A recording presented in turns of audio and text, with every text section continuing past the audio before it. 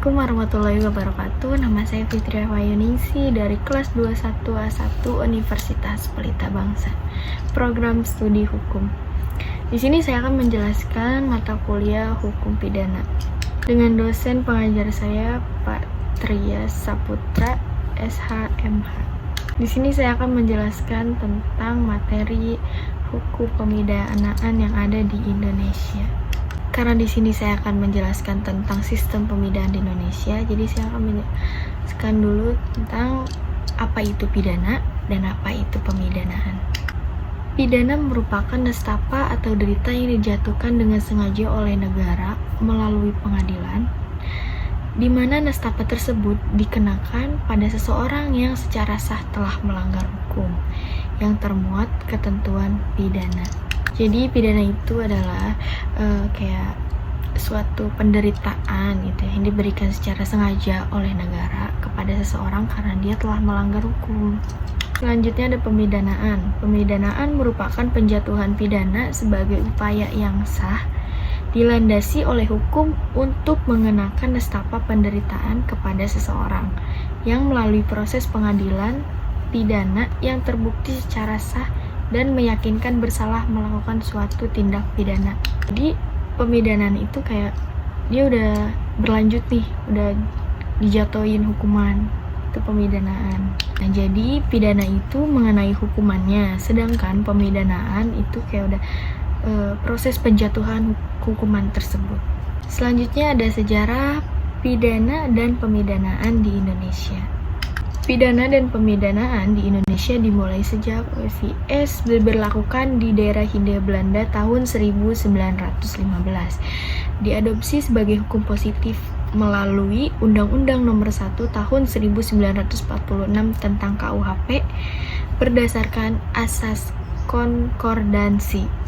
Jenis penjatuhan hukuman menurut plakat tanggal 22 April tahun 1808 berupa yang pertama, dibakar hidup terikat pada suatu tiang hanya untuk pelaku pembunuh.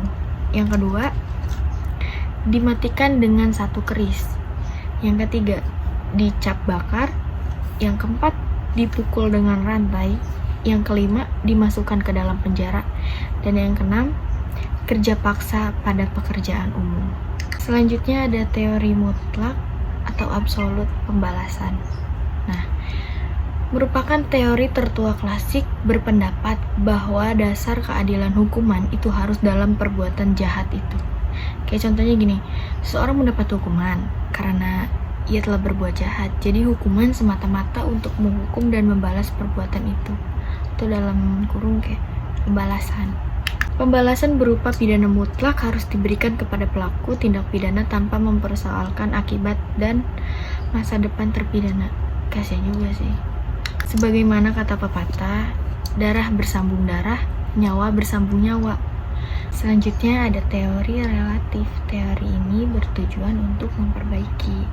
Dalam teori ini, dasar hukuman bukanlah pembalasan, tetapi lebih kepada maksud atau tujuan hukuman. Artinya, tujuan ini kayak mencari manfaat diri pada hukuman. Nah, beberapa doktrin menganut teori ini juga mengajarkan bahwa tujuan dari diadakannya hukuman untuk mencegah kejahatan.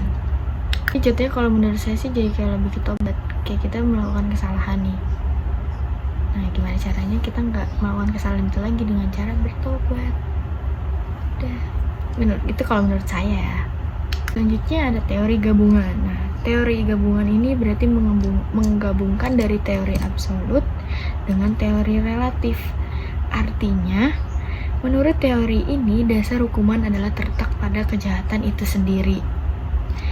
Itu balasan atau siksaan teori mutlak. Di samping itu juga diakui dasar-dasar tujuan daripada hukuman. Penjatuhan suatu pidana harus memberikan rasa kepuasan bagi hakim, penjahat maupun masyarakat. Harus ada keseimbangan antara pidana yang menjatuhkan dengan kejahatan.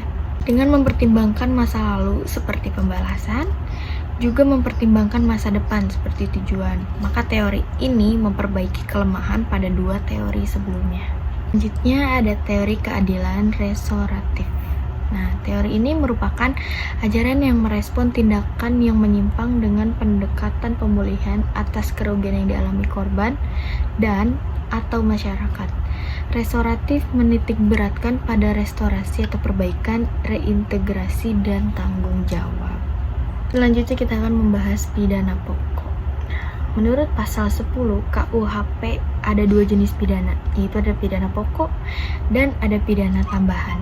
Pidana pokok sendiri itu ada 5 bagian. Yang pertama ada pidana mati, yang kedua ada pidana penjara, yang ketiga ada pidana kurungan, yang keempat ada pidana denda, dan yang kelima atau yang terakhir ada pidana tutupan. Pidana mati merupakan penjatuhan hukuman dilakukan dengan merampas jiwa seseorang yang melanggar ketentuan undang-undang. Pelaksanaan pidana mati diatur dalam Undang-Undang Nomor 2 Tahun 1964 tentang tata cara pelaksanaan pidana mati. Yang kedua ada pidana penjara, yaitu merupakan bentuk hukuman dengan cara merampas kemerdekaan orang yang telah melanggar undang-undang. Terdapat dua jenis penjara. Yang pertama ada penjara seumur hidup, menjalani pidana sepanjang hidup di dunia. Nah, yang kedua selama waktu tertentu. Yang ketiga ada pidana kurungan.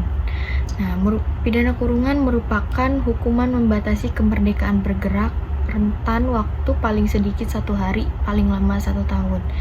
Pasal 18 ayat 1 KUHP.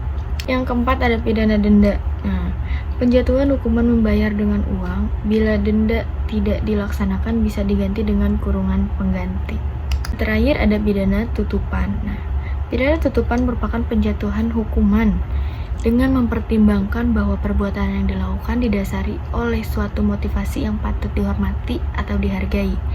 Pelaksanaan melalui PP Nomor 8 Tahun 1948 tentang rumah tutupan.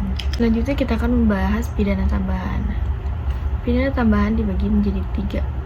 Yang pertama ada pencabutan hak-hak tertentu. Yang kedua, ada perampasan barang-barang tertentu. Yang ketiga, ada pengumuman putusan hakim. Pencabutan hak-hak tertentu meliputi seperti hak memegang jabatan tertentu, hak menjalankan hak dalam TNI, hak memilih dan dipilih dalam pemilihan umum, itu hak politik, hak menjadi penasihat hukum, wali, pengampu, hak menjalankan kekuasaan bapak atau perwalian, hak menjalankan mata pencarian. Yang kedua, perampasan barang tertentu meliputi barang yang diperoleh dari suatu kejadian, kejahatan, uang palsu, barang yang digunakan dalam melakukan kejahatan. Yang terakhir adalah pengumuman putusan hakim. Merupakan suatu publikasi ekstra dari suatu putusan pemidanaan seseorang dari pengadilan pidana sebagai upaya preventif atau pencegahan. Cukup sekian, hanya itu yang dapat saya sampaikan, kurang lebihnya mohon maaf, dan saya juga masih ngeliat dari materi. Oke, sekali lagi mohon maaf. Assalamualaikum warahmatullahi wabarakatuh.